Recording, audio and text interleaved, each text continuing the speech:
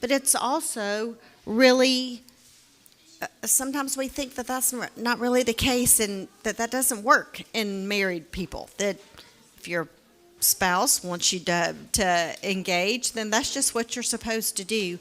But all of us should be able to behave in ways that are right for us at the right time, and this is why God gave us free will, so we can make our own decisions, not somebody else making decisions for us.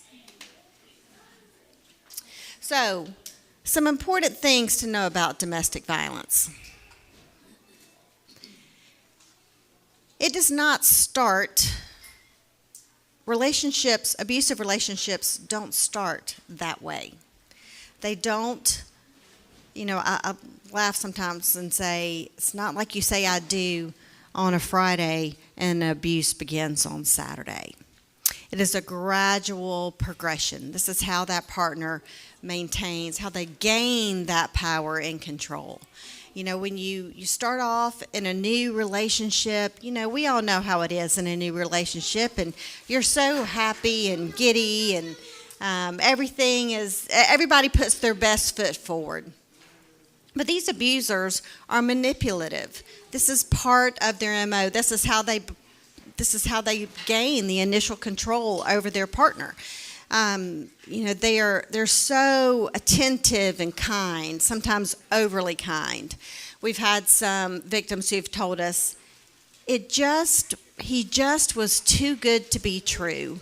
And as we all know, if something seems too good to be true, typically it is.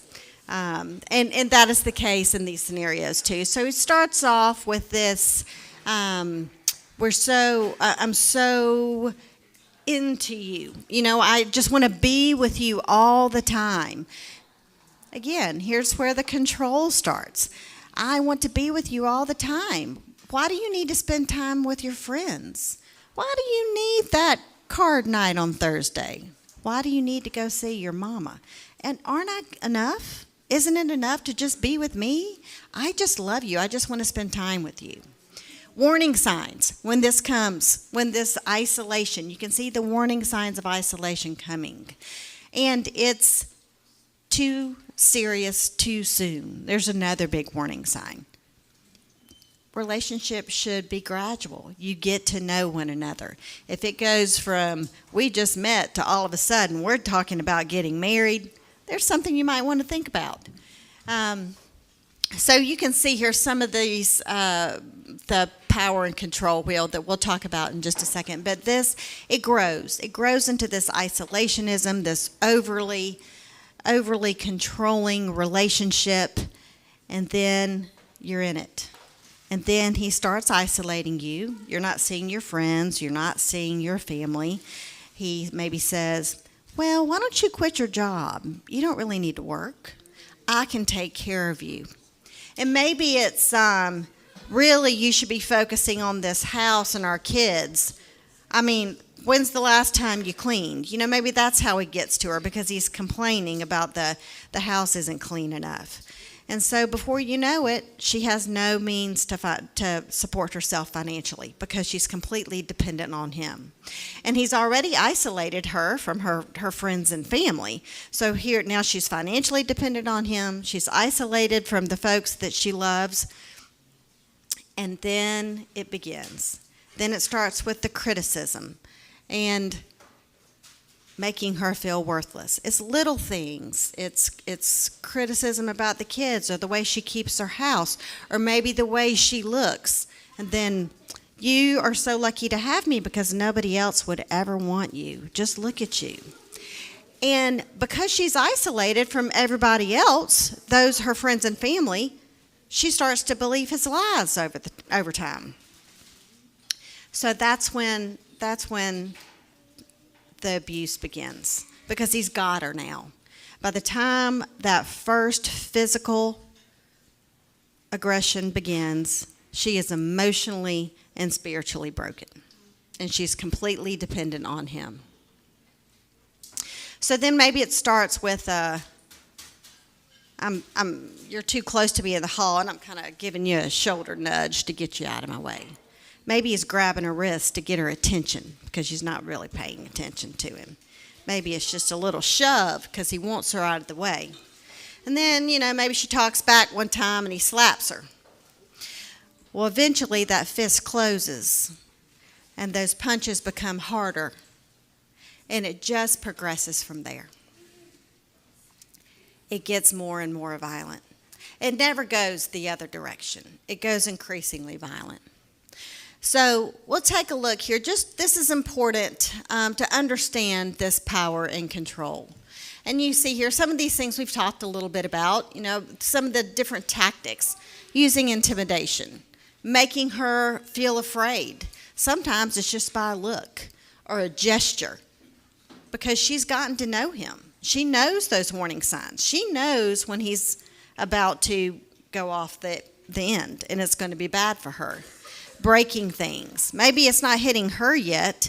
Maybe he's breaking a bedpost. Maybe he's punching a hole in the wall. Maybe he's destroying her things.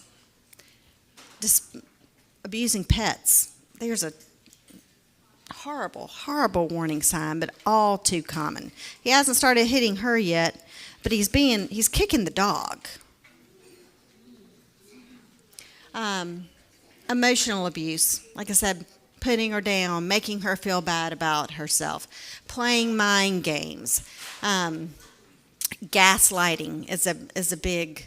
This is a whole nother presentation.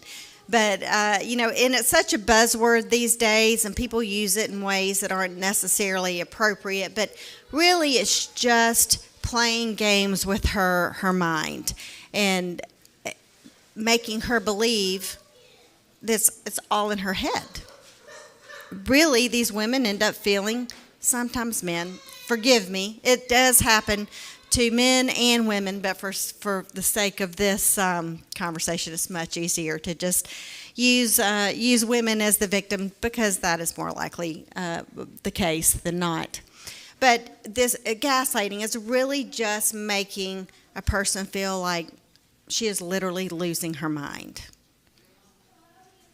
He says, "What do you mean? I didn't hit you. You're crazy. You're crazy."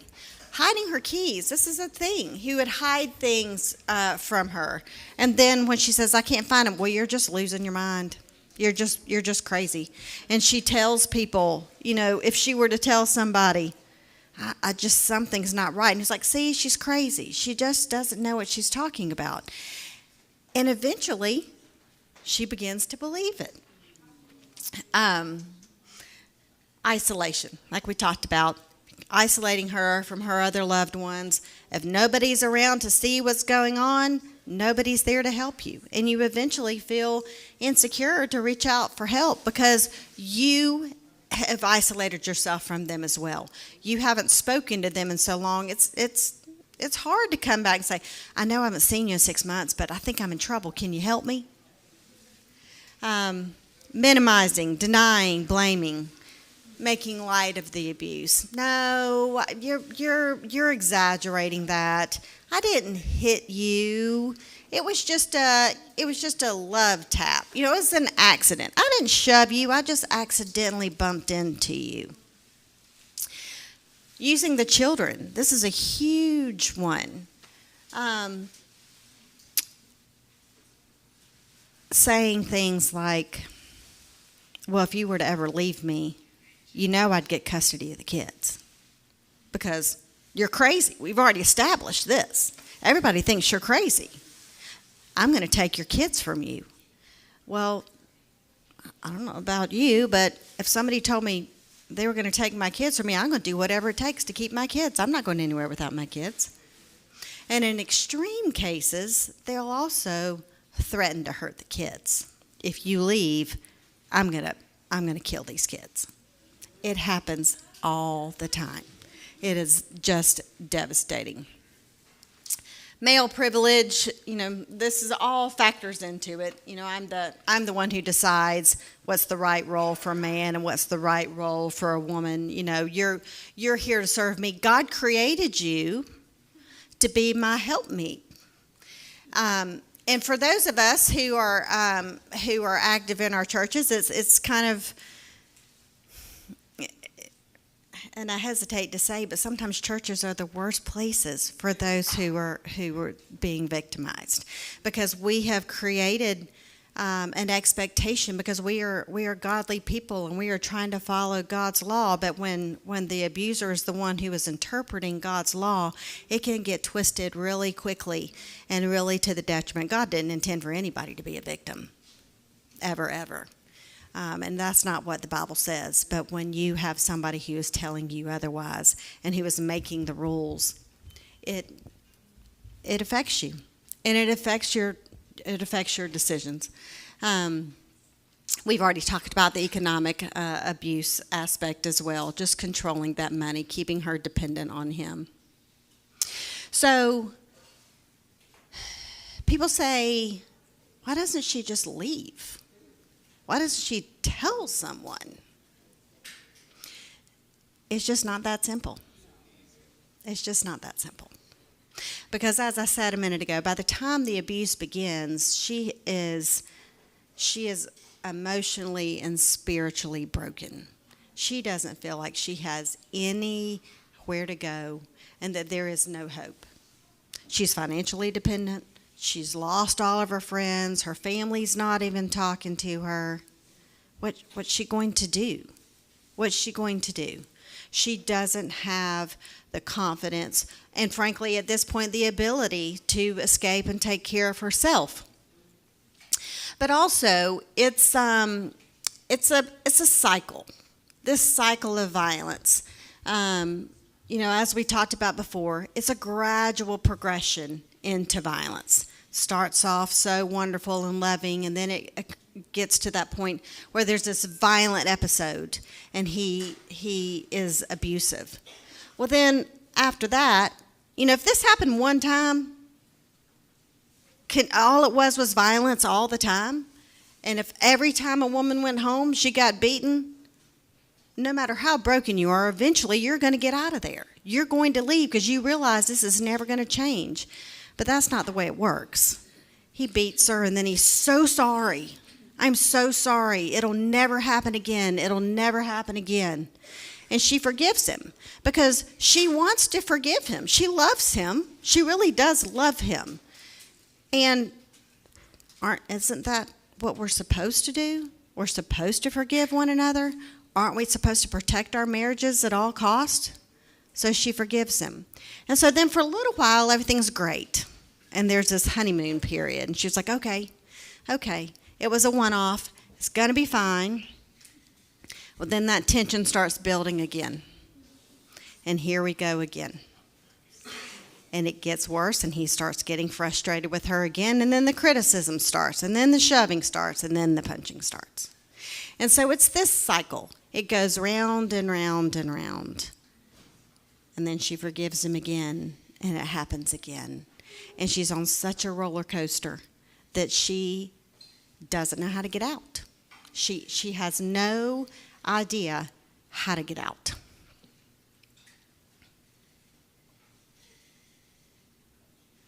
So, we talked about this a little bit, but these are some of the warning signs, because this is important.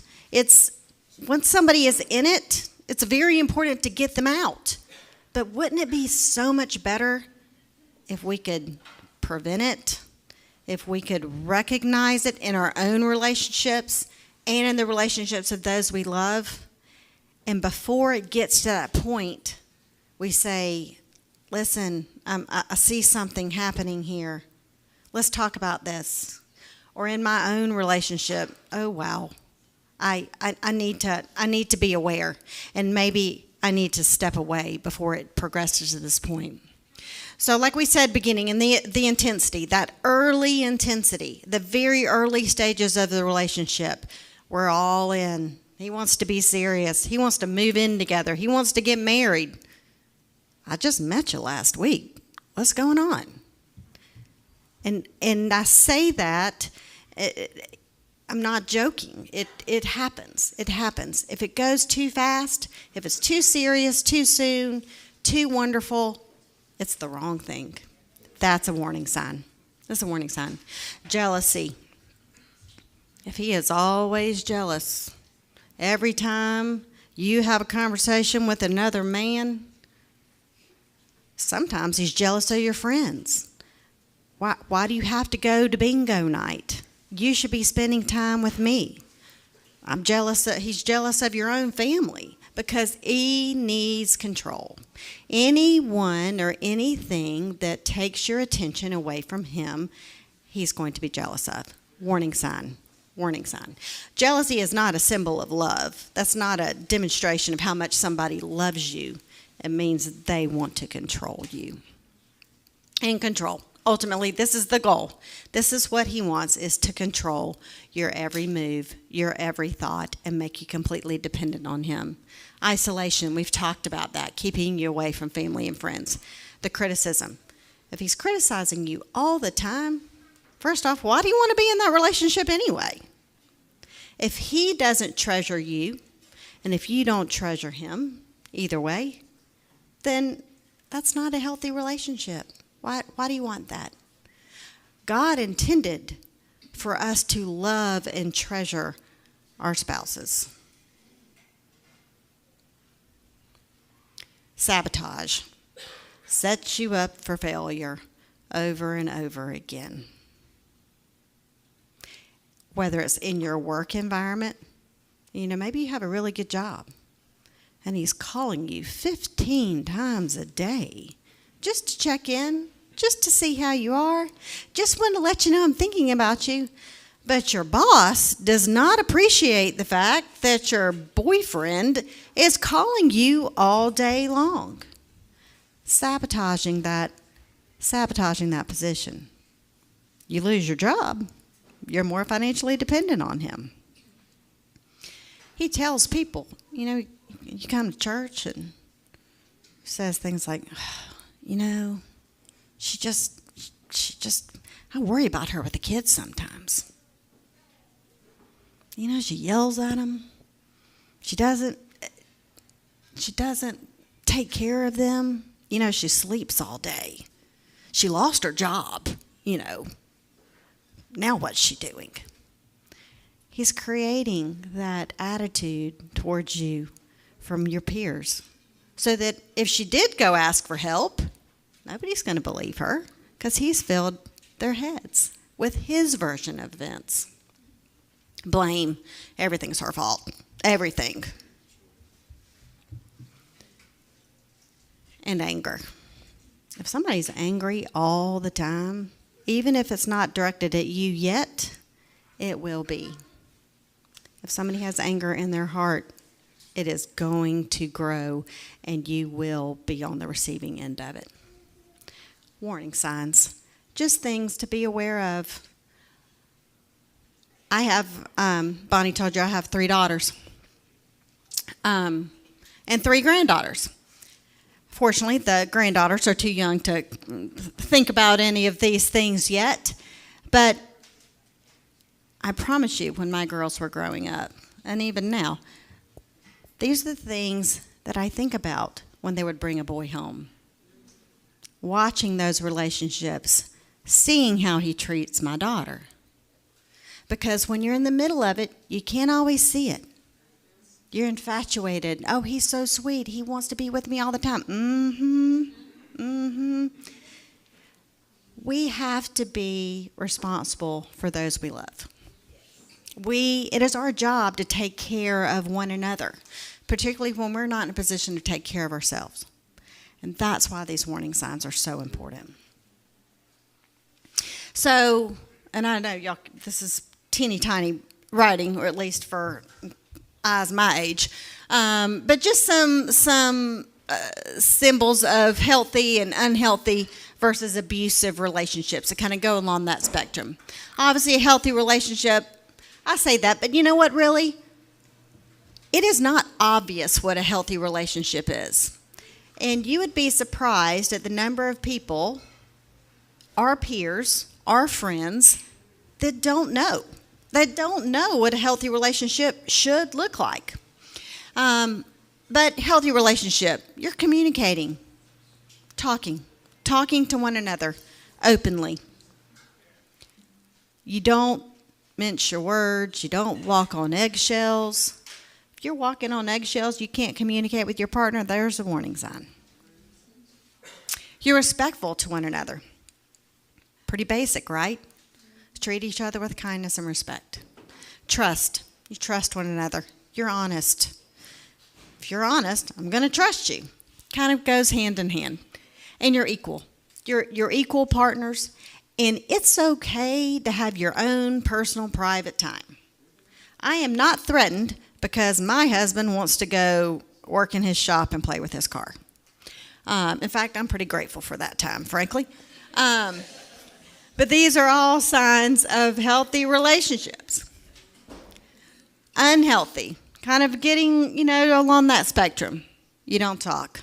When things come up, you have problems, we're just going to sweep it under the rug. We're going to pretend like it's not happening because it's not going to end well if we have a conversation about it anyway. So let's just hope it works itself out on its own.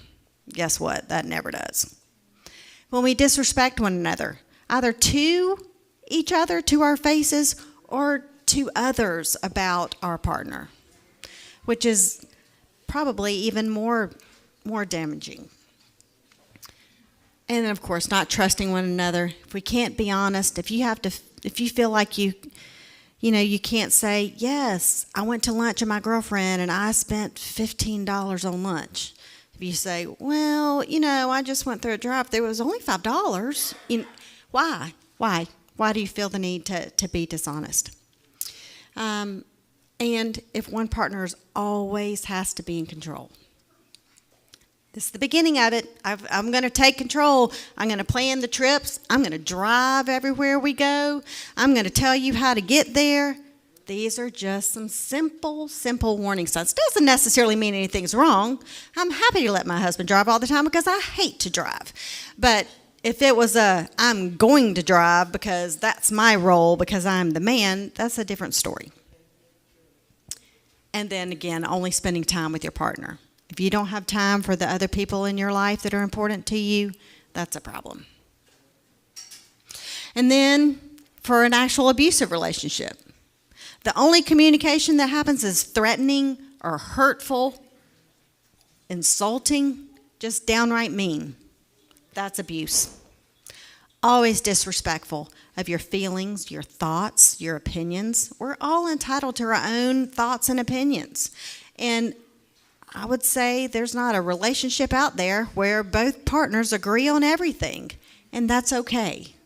And that has to be respected. And of course, any physical harm is abuse. Blaming, like we talked about before. Everything is always your fault. I don't ever do anything wrong. If we have an argument, it must be you. Abuse. And then the control and isolation. And then forcing your partner to do things they don't want to do. Maybe that's, maybe that's going to a church that's not of your faith. Control comes in so many different ways, in ways that we don't necessarily recognize. It's just a matter of being aware. So this is a relatively new thing, cyber abuse. Who would have thought, right? But this is, particularly among our young people, this is such a huge issue. With the advent of social media and every way to communicate digitally, we all know that kids hide behind that. Adults hide behind it. It's not just kids. Adults hide behind it too. They say whatever they want, mean, hateful, because they can hide behind the anonymity. But they also use it as a means of stalking and of abuse. Sending threatening texts, emails, that kind of thing. Calling over and over and over and over again. You're not answering the phone because you don't want to talk to that person. But they're going to call you until your voicemail is full. And they let you know they are following you and they're after you. Threatening to blackmail you through social media. So, kids and adults make really bad decisions on a regular basis. It seems to be a thing now where kids in particular trade what we as adults would deem inappropriate photographs, sometimes pornographic photographs of one another that they're sharing with their boyfriend, girlfriend voluntarily, and then something goes wrong, and then the person who received that photo is saying, well, if you leave me, I'm posting this on Instagram or whatever. Or I'm going to send it to all of our friends. I guess really you can't post on Instagram. I guess they would take that down after a second. Or I'm going to send it to all of our friends.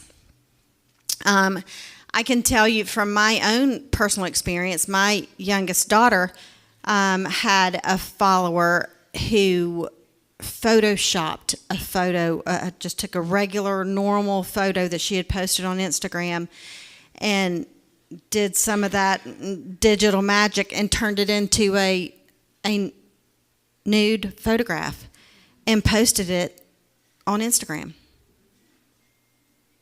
She didn't even know the person. Devastating. And people don't know it's her. Some of us who know her very well could tell that wasn't her body, but that doesn't mean everybody else could. Devastating. Looking through your text messages, your call history without your consent. This is another huge one with our teens.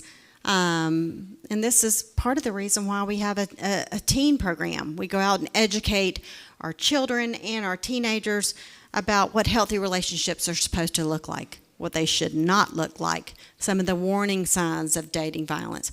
But this is a big thing among kids. Well, you're my girlfriend. Give me your phone. Let me see who you've been talking to. Let me go through all your text messages. Let me look through your call history.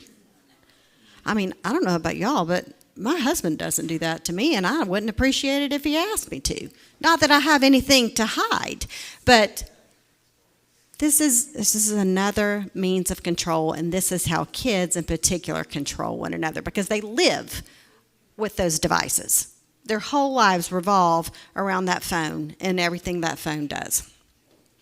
Like I said a minute ago, threatening to post something without your consent. And it doesn't necessarily have to be a naked photograph, but there are lots of things that you wouldn't want posted.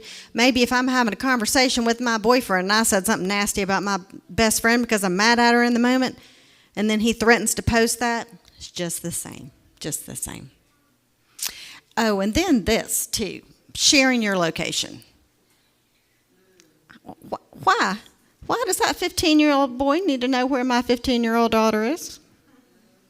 He doesn't. Control. So, touch on this teen dating violence just a little bit. 1 in 5 teenagers will be physically assaulted, severely physically assaulted by a dating partner during their high school years. And the Georgia Commission on Family Violence conducts a fatality review every year where they tally up the number of deaths that occurred as a result of domestic violence. And what they have found that half of those women who die as a means of domestic violence began their relationships when they were teenagers.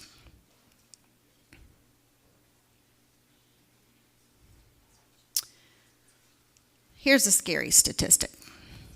Only 33% of these teens in these abusive relationships ever tell anyone. So, of course, 81% of parents think that it's not going on. Parents do not think this is an issue. They do not see this as a threat. But the scariest part is, of those kids who are in violent relationships, half of them attempt suicide. Half. But nobody knows it's a problem because they don't talk about it. Because they don't even recognize it. They don't recognize that this is abnormal. Social media controls our world now. What kids see on TikTok and all of the things that they're on, violent relationships. Violence is glorified. In the music that they listen to, violence is glamorized. They think this is normal. Somebody's got to tell them it's not. Somebody has to educate them about this is what it's supposed to look like. This is what it's not supposed to look like. And we as parents need to be doing that. But we all know once those kids hit those teenage years, you don't know a thing if you're their mama or their daddy. You are the dumbest person that ever lived, and somehow your IQ dropped by 50 points as soon as your kid became a teenager. They don't listen to us. They listen to each other. Somebody has to get to them and tell them, this is not okay. It's not okay.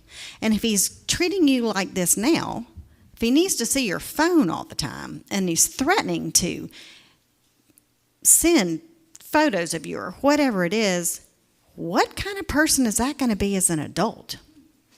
What kind of relationship will this become as you get older and stay together? And it happens. Just because it's a high school relationship does not mean it's not a forever relationship. My daughter started dating her now husband when they were 13 years old. Dating, I'm using that very loosely, you see. But they're 33 now and have my three granddaughters. So these relationships do last. We have to teach them. So just some statistics. 20 people per minute, 1 in 4 women will be the victim of severe physical violence at the hands of an intimate partner. 1 in 7 men. We think it's not a thing for men, but it is. 1 in 7. Men don't like to talk about it because how embarrassing is that to be abused by a woman? But it happens. It happens all the time.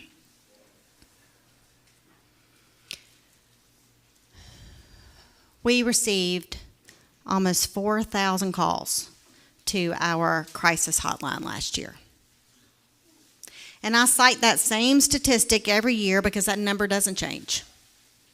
Almost 4,000 calls from victims seeking help because they are being abused in their own homes. It is an epidemic. It's a silent epidemic because people don't talk about it. People don't talk about it. They don't tell because they're ashamed. They're ashamed to go to their friends and say, my husband's beating me. How did I let this happen? How did I get here? Smart, educated people this is happening to. How did I get here? How did I get here? There's also the fear that they're not going to be believed. Because again, remember what we talked about before, that manipulative abuser has already set the stage and told everybody in their circle, well, she's kind of crazy and she's unstable and she doesn't really tell the truth. And maybe he's a deacon here. You know, we think it doesn't happen in our neighborhoods, in our churches. It does. It does. And so she goes to her pastor and says, hey, I don't know what to do. Joe's been beating me for years and I need help and I need out. But maybe it's oh no, not Joe. He teaches Sunday school. What do you mean? He's a deacon. No way. No way. And so she just goes back and she doesn't say anything else because it doesn't do her any good. It doesn't do her any good. So she stays. She stays. And this is what happens. So this I think is the worst part of all. So when a woman is in a domestic violence situation, it's devastating for her, of course. But it's even more devastating for those kids. Because we think, oh, well, the kids don't see it. You know, he doesn't beat me in front of them. It's only behind closed doors. Those kids know it. Those kids know every single thing that's happening. So here are a few little issues that and some statistics to kind of bring that home. Kids who grew up in homes with domestic violence are 15 times more likely to be victims of child abuse. 15 times. Boys who grow up in homes with domestic violence are twice as likely to become abusers themselves when they grow up. Girls who grow up in homes with domestic violence are almost certain to become victims.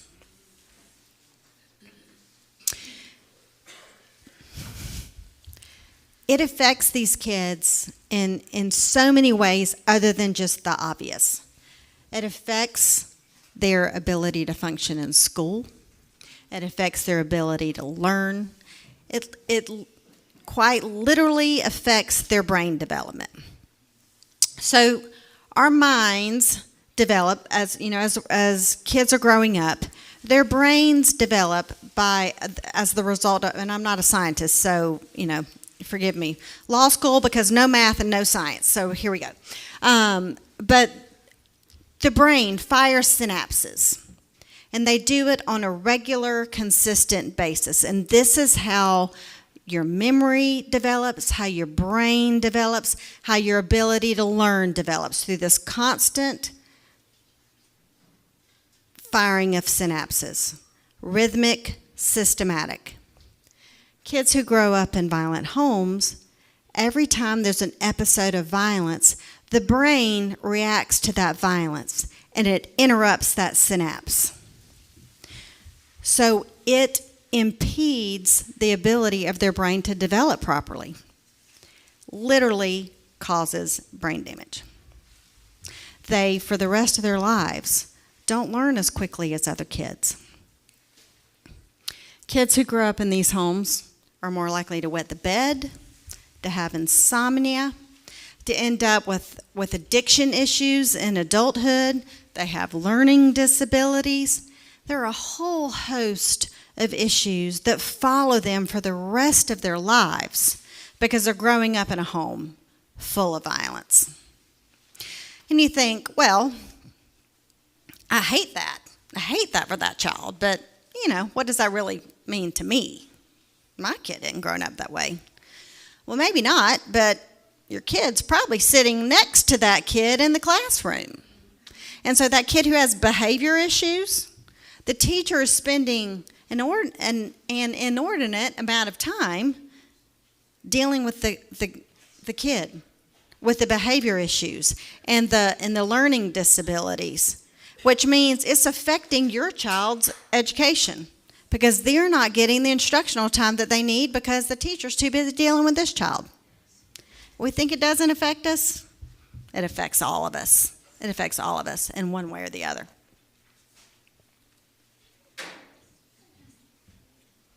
So, Peace Place, that's where we come in. There are lots of kind of painted a pretty dreary picture of the trauma and devastation that goes along with violence, with domestic violence. But there is hope. There is a way out, and there is hope. And that's where Peace Place comes into play. I told you we got almost 4,000 calls last year. They call us because they're seeking shelter or they're seeking services because they need help. And that's what we are here for. Our mission statement is to empower survivors and families, and we want to engage our communities to break the cycle. We want to serve the victims, but we also want to educate our community so we can break this cycle. So these are some of the things that we do. Obviously, we offer emergency safe shelter for women and children who are fleeing from domestic violence. While they're in shelter with us, we provide all of their basic needs, everything. Anything you use in your house, they get from us. We buy all the groceries and the toiletries, and we provide clothing because so many of these families are coming in with nothing but the clothes on their backs, literally fleeing for their lives. We feed them, we clothe them, we house them, but more importantly, we provide case management for them. We empower them because our goal is for them to be able to leave our program and to be able to take care of themselves, to be independent, to provide for their kids, to provide for themselves, because you have to address all the practical matters. If a woman can't put a roof over her head and food on the table, she's going to go back every time. Because what else are you going to do? You have to have a place to go. So we help address the psychological and emotional issues, but we also help find jobs and housing and help them to regain their independence and know that they can do it. We don't do it for them. This is a program, and we're not going to work harder than they do. They have to be motivated to improve their lives and start over again and really find a path to independence. And we're here to walk right alongside them and provide them everything they need to make that happen.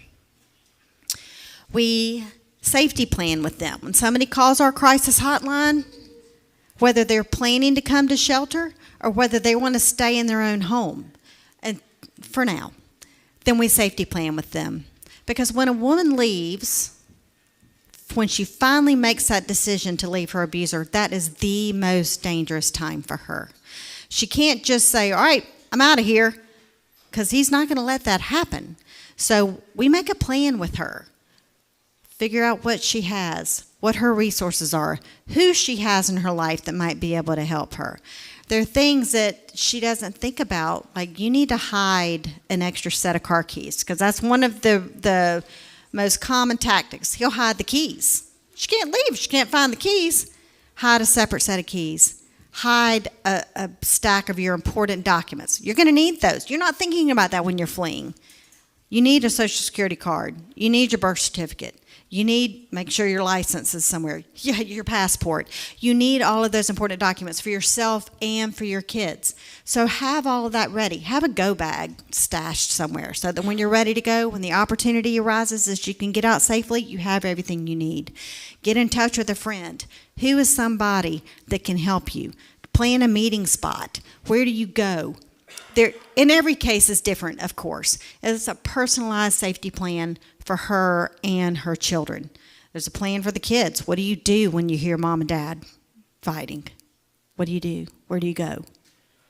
There's so many levels that you have to think about to keep these families safe. And knowing also, they're not always ready to come. Statistics say that a woman will leave her abuser 7 times, leave and return 7 times before she finally leaves for good or ends up dead. So sometimes when she calls, she's not ready to go yet, but she's thinking about it. At least she's thinking about it. So it's us providing her the information that she needs so that when she is ready to go, she can do it safely. Oops, excuse me. We offer legal advocacy because sometimes she doesn't necessarily need to come to shelter. She has her own place and she can take care of herself, but she needs that guy away from her and she needs a protective order. And that's a scary process. If you're not familiar with the courts, that's a scary process to go through. So we have a legal advocate who helps through that process and helps with all of that. Like I said, we have a teen program. We have a child advocate who works directly with our kids and helps them through lots of play therapy, helps them with school, just has somebody, those kids have somebody, a stable adult who can love on them. Because despite the trauma that they've lived with and the violence that they've lived with, studies say that can be reversed by just having one stable, loving adult in that child's life. And it doesn't have to be for a lifetime. It doesn't have to be even for a long time. But if they have one person that they can rely on to know that will care for them, that can turn their lives around. We offer support groups for our ladies, for those in shelter, but also for those in the community. You know, people are in different stages of recovery, for lack of a better word, or along their journey, whether they're newly out of this relationship and they're still struggling, or whether they've been out for a while, but they need support. And it is so helpful for them to come together with other women or men who have come through the situation and just support each other, strengthen each other, share stories, share love.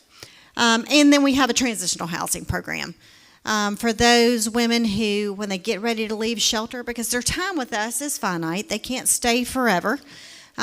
We say typically 90 days is our max, and sometimes that's the case and sometimes it's not. You know, it's all on a case-by-case basis. Somebody's working really hard and they've got a job and they're doing all the things they need to do to earn their independence, and they've got a place that they can go, but it's not going to be ready for another 30 days or so. They stay with us longer. You know, we once had a young mother. She had 2 little girls, and she was 8 months pregnant, and she came to us because her abuser kicked her in the stomach. Well, we knew when she came to us when she was 8 months pregnant, she wasn't going to be out of there in 90 days. I think she was with us for about 5.5 months. I was actually in the hospital when that baby was born. And when she left, she had a job, and she moved into her own apartment, and her kids were, had to enroll in a different school system because she didn't have transportation. And as you know, in Barrow County, we don't have public transportation. So she was able to move someplace where she could be on a bus line, her kids could go to school, and she can get to work. So there are lots and lots of success stories. Helps if you do it right, set up. So these are old highlights, but they're pretty indicative of what we do. And these are 2,000 women, and those, of course, are not counting those 4,000 crisis calls that we received. 61 kids that come through our shelter during the course of a year.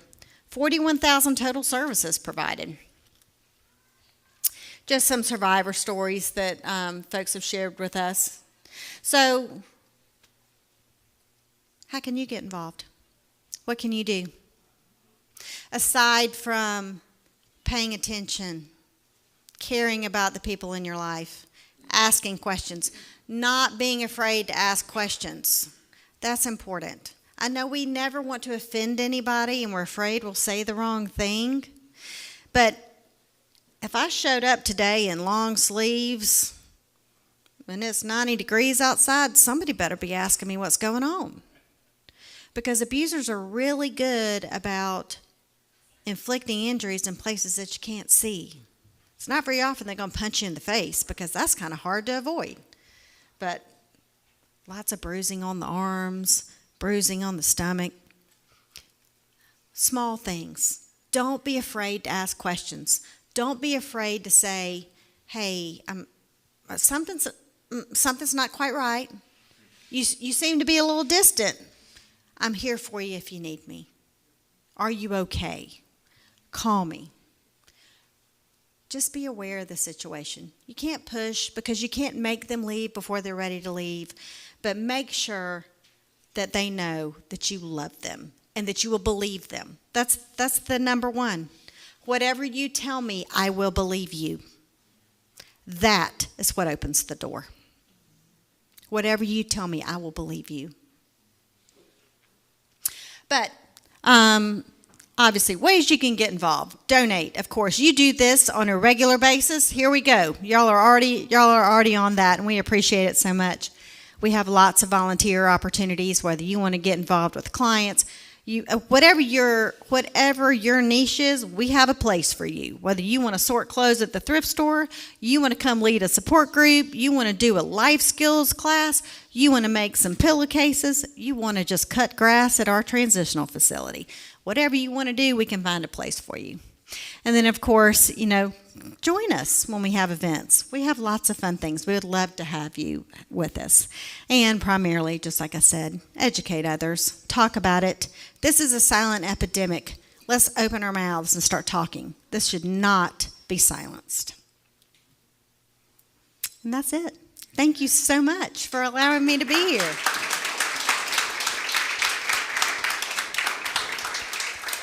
Does anyone have any questions that I can answer?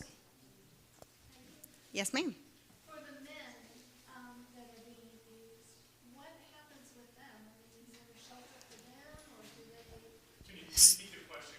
Yes. So Bonnie asked for men who are being abused, what do they do? What kind of services are available to them? Can they come into shelter? In larger cities, many of them do have space for men to come into shelter. Our current facility is so small that we don't have the ability to do that. But if a man is seeking shelter, which honestly is rare, because even in abusive situations, when it's reversed, when the man is the victim, typically he still is a breadwinner, and he has the ability to support himself. But if someone is seeking shelter, we put those folks in hotels, which is obviously a lot more expensive than being able to house somebody in shelter. So we can't do it for as long, but we do put them in a hotel.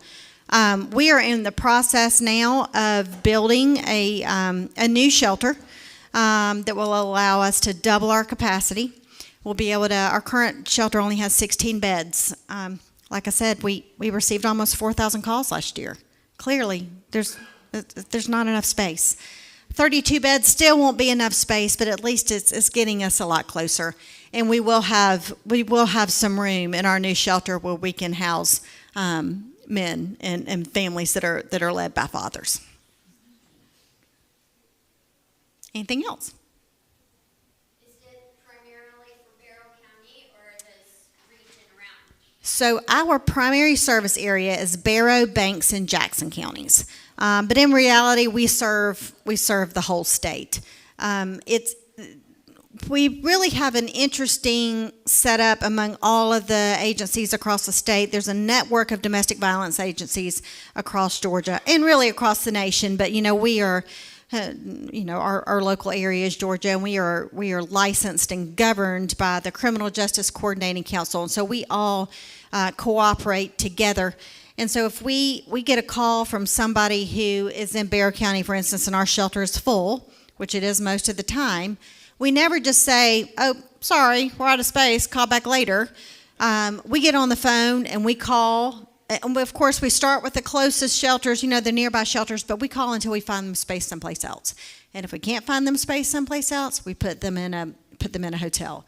Other shelters across the state do the same. So, it's not uncommon for us to have somebody from Atlanta, in our shelter.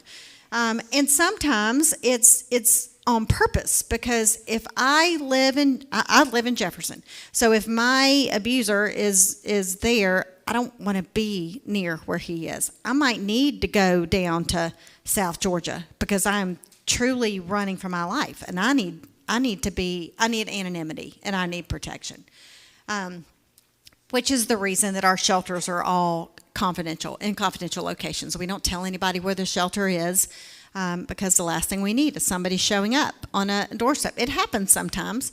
Sometimes somebody will forget to turn off their location services, or they'll just flat out tell them, well, I went to Peace Place. Well, he had already heard where Peace Place is, because frankly, the shelter we're in now is the worst kept secret in Barrow County, because half of Winder knows where we are. So, if he shows up in the parking lot, fortunately we have law enforcement on speed dial.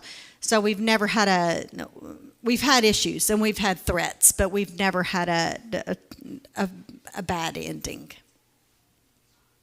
So are there people that stay at the shelter with the women that have come in? Yes, so we are staffed 24/7. All of our daytime staff are the case managers and those who really work with housing and employment and the therapy aspects of it. Those are daytime staff, but we have somebody who is in that shelter all the time. Somebody is there. The person who's answering that hotline is sitting in the shelter, so it's not, well, let me go and check and see. I don't know what's going on here. She's there. And then she's there, of course, available for the residents as well. 24/7, 365. And when you say you only have 16 beds currently, does that include if someone comes with a child? Yes. So we have one room that is dedicated towards single ladies, and then 3 rooms that are for families. And you know, the negative part of our current layout is I have a family room and it has 4 beds in it. So if I have a mom who comes in with 2 kids, I've got an empty bed that I can't use. So our new facility is designed very differently, so we will not have wasted bed space. So you know, we'll have 2 folks for a lot of rooms that just have 2 beds in those, some with some singles, some that'll have like hotel adjoining doors so we can open it up for larger families.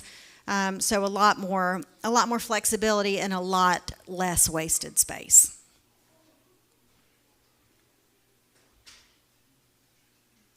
Well, thank you all so much for having me. I appreciate it. Thank you for allowing me to share.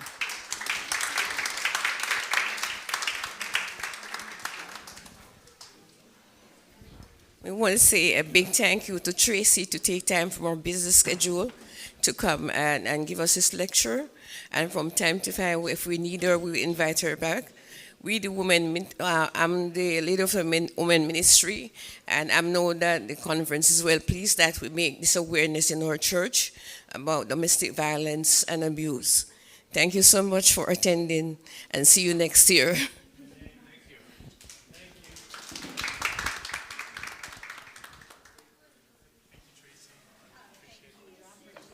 Somebody set a key down on a table over there. Looks like a Honda key maybe. So if you're missing the key, I have it. If you can't get out of here, there's a reason.